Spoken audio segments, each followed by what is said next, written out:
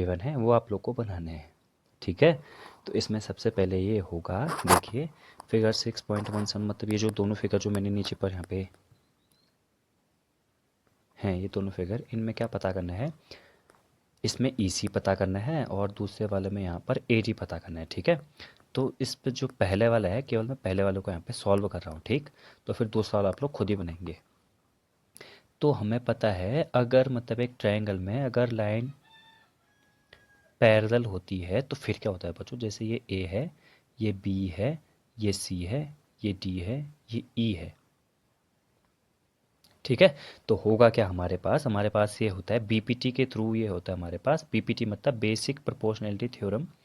उसके अकॉर्डिंग ये होता है दैट AD और अपॉन हो जाएगा DB इक्वल्स टू हो जाएगा हमारे पास AE और अपॉन में हो जाएगा EC। तो इस तरह का हो जाता है, ठीक। अब इसी को हम लोग क्या करेंगे, इसी चीज़ को हम लोग यहाँ पर लिख लेंगे। तो यानी कि AD upon DB equals to AE upon EC।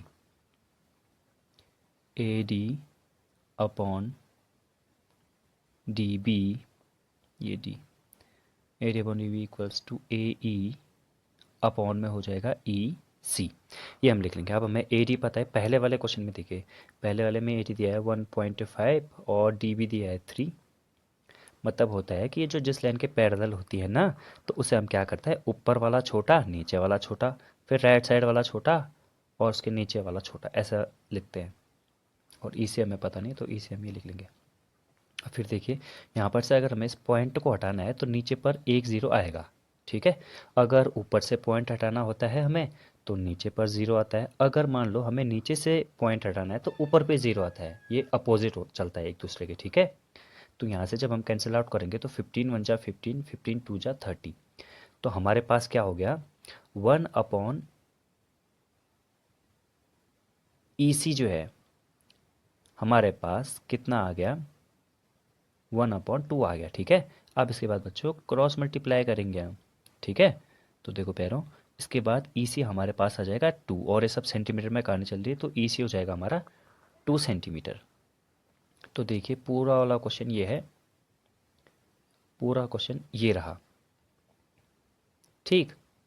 अब हम चलते हैं नेक्स्ट वाले पेज पे और उसमें देंगे किस तरह से होता है। तो नेक्स्ट वाले पेज पे चलते हैं, तो सीधे ये क्वेश्चन नंबर 2 हम करेंगे।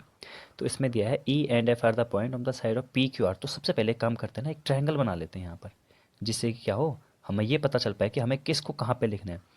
तो PQR एक ट्रायंगल है, तो P मैंने ऊपर पे लिख लिया, ये मैंने Q लिख लिया और ये मैंने R लिख लिया।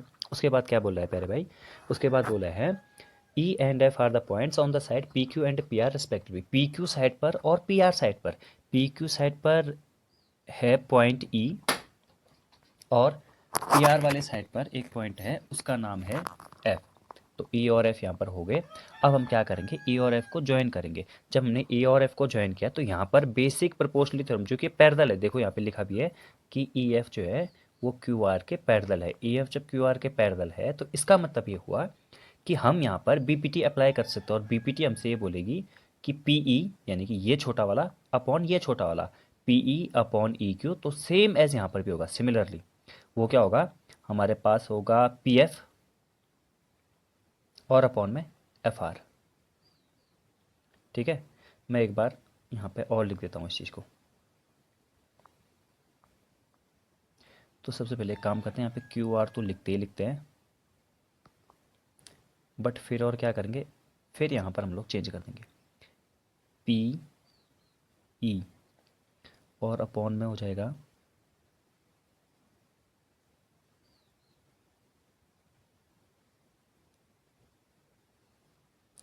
PE अपॉन में हो जाएगा हमारे पास EQ, और वो क्या हो जाएगा हमारे पास PF अपॉन में F। अब हमें ये चेक करना है कि ये होगा कि नहीं होगा, स्टेट करना है हमें कि EF पैरेलल टू QR होगा या नहीं होगा। अगर EF पैरेलल टू QR होगा, अच्छा एक बात बताता हूँ मैं, इसमें मैंने आपको एक बात यहाँ पे गलत बता दी थी कि EF parallel to QR given है, ये गिवन नहीं है, ठीक है।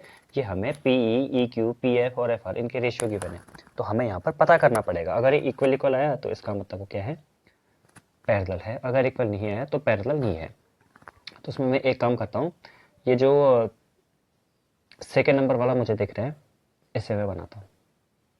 ठीक है, तो यहाँ पर लिख लूँगा ये सेकेंड नंबर वाला, ये वाला क्वेश्चन, ये क्वेश्चन मैं बनाता हूँ। तो ये लिख लूँगा मैं 4 अपॉन ए क्यू या क्यू ई, बात एक ही है। 4.5 is equal to P F upon R F या एफ आर, बात एक ही है।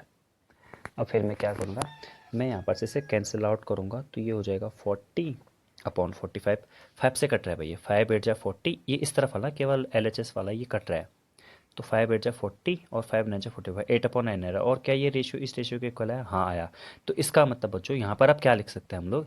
यहाँ पर हम लोग ये लिख सकते हैं, यहाँ पर हम लोग ये लिख सकते हैं, देखिए, अगर पैरेलल है तो रेशियो इक्वल आएगा, अगर रेशियो इक्वल आया तो इसका मतलब पैरेलल है। इसी को बोलता हम कन्वर्स ऑफ बीपीटी।